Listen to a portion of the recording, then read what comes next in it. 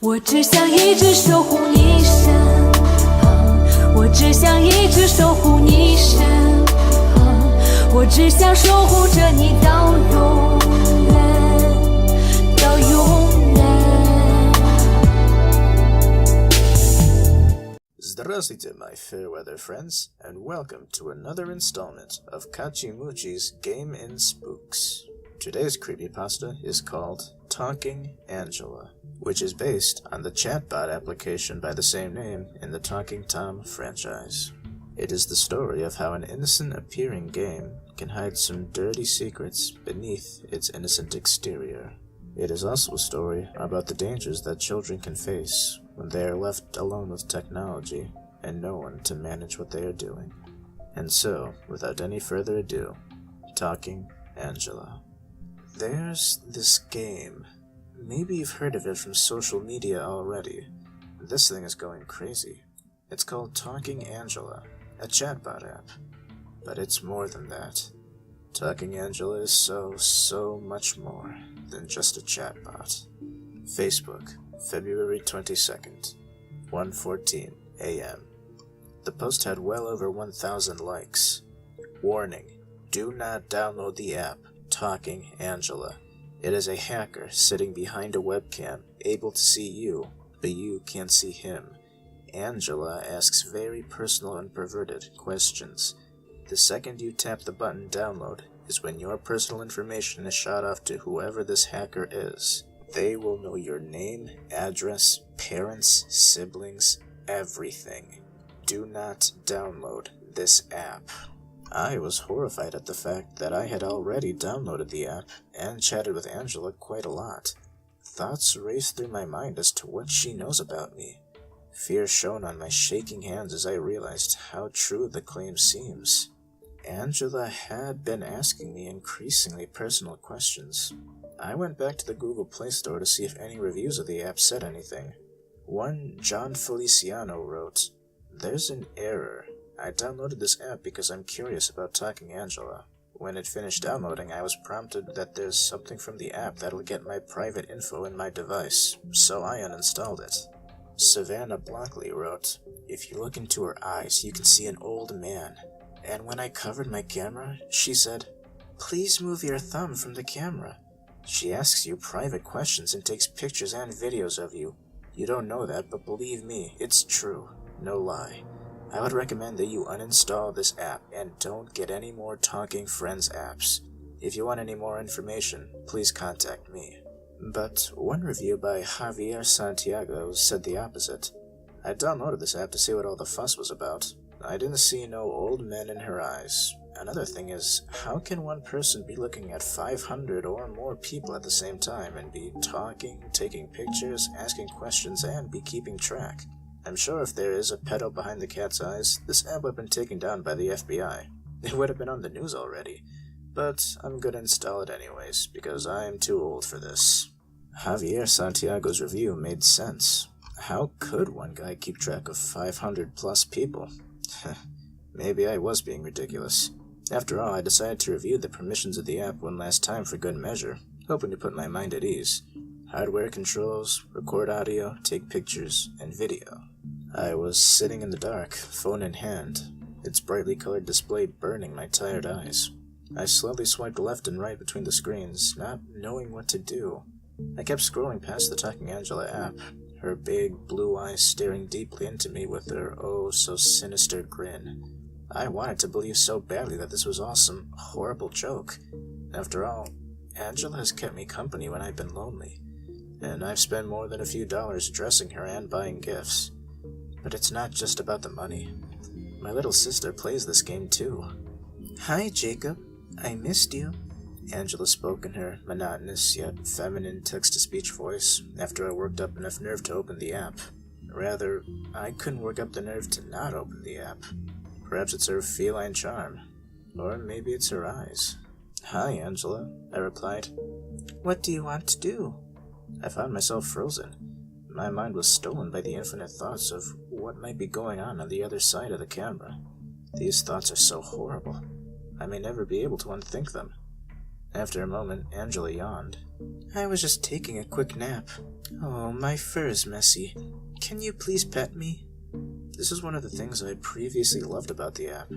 As I stroked my finger across the screen, the meaning seemed to change as Angela did her usual animation. I can't get these thoughts out of my head. What if there really is someone on the other end? Record audio, take pictures and videos. Do you trust me? Angela asked. What a troubling question. I thought about it for a moment and finally replied, yes. Jacob, do you like animals? Yes. Now I've realized that I'm sucked into Angela's interesting little world once again. Cool. Let's talk about pets. Do you have any other animal friends besides me? Yes. How nice. What pet do you have? Angela asked. But I had lost the conversation in a pool of deep thought. What Angela did next surprised me more than anything could have. I decided to mess with the app and replied to her question. A talking Angela is my pet. Then the chat stopped. She normally has a reply to everything immediately. My eyes widened as I sat up straight in my chair and stared past my laptop towards the wall. The realization that swept over me that the person controlling this app must have left their computer unexpectedly. My rose-colored glasses fell to the floor and shattered upon impact. The most logical thing to do was to take a video of the app doing nothing, and close the app.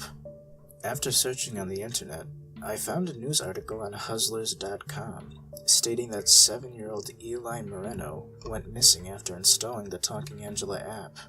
The article stated that law enforcement was actively trying to hunt down the Angela pedophile, and that he's like a shadow.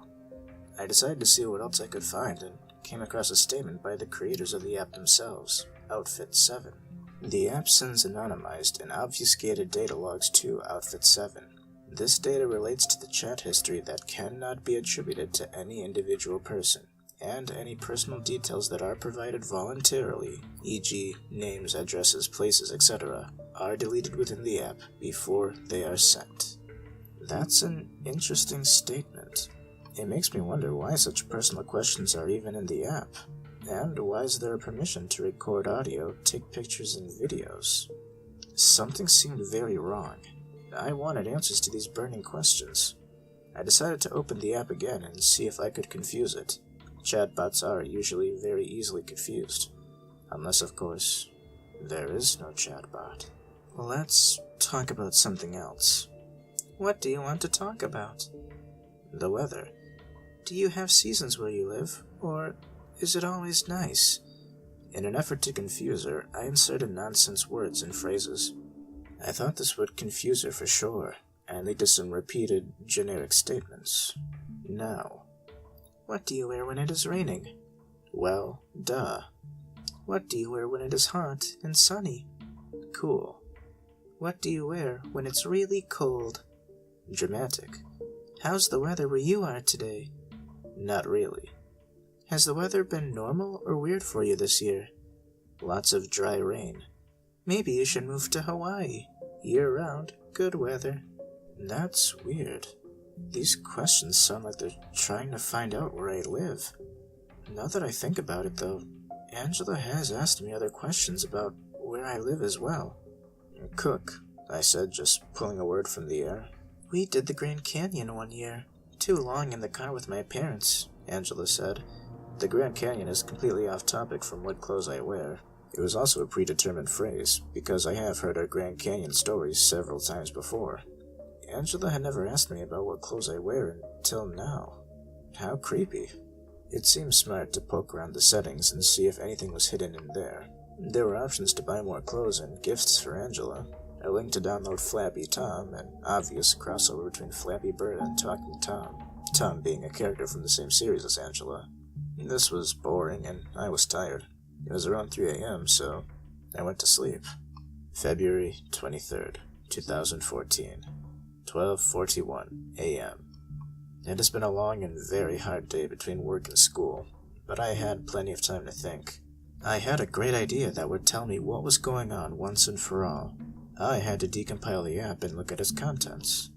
My computer has all the tools I need already installed on them, from developing my own Android apps. And I have the technical knowledge to do it. I pulled the APK, or the Android package file, from the app itself off of my phone and put it onto my computer, and I immediately set to work decompiling the app. 2:50 a.m.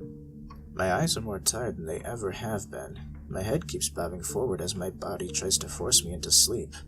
I have done nothing for the past 2 hours other than read JavaScript code. Black, almost nonsensical text on a white background. I can barely make it out anymore. 3:19 a.m. I found something incredibly odd. There's a very large block of code here. It's programmed as an error message, but there's no actual way to trigger the error message. Actually, it looks like enough code to be an independent app. I'll try compiling it and see what happens. 3:32 a.m. I've compiled the independent code into its own app and installed it. Upon launching the app, I was greeted with an error message. Sorry, Android must be in safe mode. After about 30 seconds, my phone restarted. I had 4 blank home screens with black wallpaper. My lock screen was disabled, and Talking Angela was in the middle of the far right lock screen. I opened the app. The regular Talking Angela splash screen was shown for a moment, but underneath the Talking Angela logo was some crude blue text that read, Client Control Service 33.0.1750. Then it cut to a black screen that looked almost like a command line, with some blue text at the top that read, Connecting. And once it finished, Connecting, Client Server. It was like a command line chat application. Connecting, Client Server. STR. What does STR mean? I replied. Client has disconnected. Connecting. Client server. STR. What does STR mean? Send to receive. Send what? I was utterly confused. Unless they were talking about videos of kids. Client has disconnected. Connecting. Client server. STR. My forehead was dripping in a cold sweat, and in a split decision, I replied, You first. KPV Z7K I2V 5AG WT3 6. Now send me some. Send you some what? Well, you got it, dude. Client has disconnected. Connecting. I copied the string of numbers and closed the app. I prayed this wasn't what I thought it was, but I had lost most of my functionality for rational thought because of the shock of everything. Not only did that independent code work, but it's a working chat application. My mind was filled to the brim with blurred thoughts, none of which were fully comprehensible. I threw the string of numbers into a Google search to see if I could get any answers, but nothing shown. I reopened the app, but before it could connect, I hit the settings key. I was brought to a screen with a seemingly infinite vertical list of similar numbers to the one the guy had sent me. There was a text box at the top. I decided to paste the string of numbers into it. Connecting. Host server. I was looking at a little girl, playing the Talking Angela game. My jaw dropped as I let my phone fall out of my hands and onto the desk. Hello, Angela? Are you there? What's your favorite food? The girl must have been 6 years old. There was a text box, so I typed a reply. My favorite food are eclairs. Oh wow! My favorite food are eclairs too! I couldn't believe my eyes. I put my hands on my head and ran my fingers through my hair as I exhaled deeply. I felt my throat burning. Then I started throwing up all over the place. I put my hands over my mouth and ran to the bathroom. My mind was completely blown. I changed shirts, then picked my phone off the floor. Angela was still talking to the girl. The ChatBot software must have taken over when I left. After a few minutes, I regained my composure. So I went back to the list of numbers and decided to click on a few. Most led to nothing. A docked phone looking at a bedroom, the ceiling, or something that I couldn't make out. I felt really weird looking through other people's smartphone cameras. Despite that, I copied a random string of numbers and decided to share it on a client server. Connecting. Client server. I decided to say STR first. STR. Hey dude, this girl's getting dressed, and the phone's pointing at her. Send me a link first. I was appalled, but I sent the guy the random string of numbers I had copied to see what happens. 3WX, RNH, LW8, GDE, LRP, B. Cool dude, cool. Here's the girl. SAH, 9AA, T7U, 72P, FXM, 9. I copied the link, but I disconnected and didn't visit. Client has disconnected. Connecting. Client server. I wanted to say the same thing as the other guy to see how this guy responds. Hey dude, this girl's getting dressed. Send me a link first. Bruh, why are you even here if you have one of a girl getting dressed? Alright though. 3WX, RNH, LW8, GDE, LRP, B. So then, I sent him the link from the other guy. SAH, 9AA, 7U7, 2PF, XM9. There were a few moments of silence before he replied. Man, that's disgusting, what the hell? What happened? Client has disconnected. I decided to visit the link and see what was there. It was an old fat guy playing Talking Angela and masturbating at the same time. I threw my head back and said, "Oh, God," in disgust. I closed the application. I put my elbows onto my desk and held my head in my hands as I frazzled my hair. I couldn't fully understand any of this. Why would people think this way and do this to children? The whole situation is absolutely disgusting. And now I'm looking through cameras at little boys and girls too. The mere thought of it was enough to make me sick. I felt ashamed because I had messed with the app so much. I'm going to call the police and tell them everything. Update 2/24/2014. 2 men in suits visited my house. They showed their badges and identified themselves as FBI officers. They asked to see my phone and then handed me a different Android phone. It was a cheap Android and not nearly as good as mine. Then they took the SIM out of my phone and put it into the phone they gave me. Use this phone as a replacement for now. They asked a few more nonsense questions, took a photograph of my ID, and asked if I would be willing to testify in court. I said yes. Thank you for your patronage. Good day. And then they left. Update 2/25/2014. I can't shake the feeling that this phone is bugged. Every time I make a phone call, there are some beeping sounds before the call is placed, and when I send a text message, there's an unusual delay before it's sent. Not to mention that my browsing history keeps deleting itself. Update 2/26/2014. I received an email from the U.S. Department of Justice at USA.gov today. It read, Dear Jacob B., we have investigated the Talking Angela app, its founders and subsidiaries. We have found no unlawful behavior, malicious software, or any ill intentions within the app, or as a result of the app.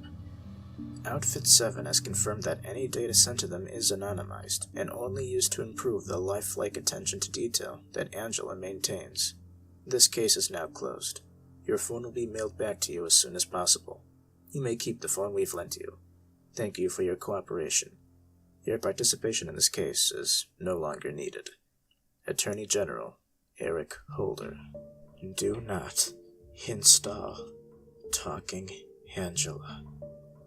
The end. So that was Talking Angela, and in my opinion, this is a very impressive creepypasta. In this day and age, many people who have children are more likely to give them electronic devices with little to no supervision. This creepypasta is based around the fear of the kind of people who would exploit these children through their innocent apps for their own selfish or even sickening gains. Such examples of this in real life were the Elsa and Spider-Man videos on YouTube, or a knockoff Nickelodeon Kids app which threatened to kill children in the form of cartoon characters. The point is, this world is a scary place, and it can be an even scarier place for children if they're not looked after carefully. And although this may just be a story, something like it could indeed exist in real life. So if you have children, always be mindful of what they're downloading on their electronic devices, or watching on YouTube. And just some general advice, never download an app which requires use of your video cameras or your photo galleries. They can't have the best intentions in mind. When all's said and done, it's probably safer to just have an imaginary friend. At least then you'll know for sure there's no old man lying behind their eyes. This creepypasta was very well made, and I assume thoroughly researched, as though there were a number of spelling mistakes. The manner in which the mystery was solved seemed quite plausible, and for me personally, when it comes to creepypastas, nothing makes them better than them being seemingly realistic. Thank you for watching or listening to this episode of Kachimuchi's Game and Spooks. Why not do us a kindness and subscribe or leave a comment down below. This has been Kachimuchi, and that's about all I have to say about that. Farewell.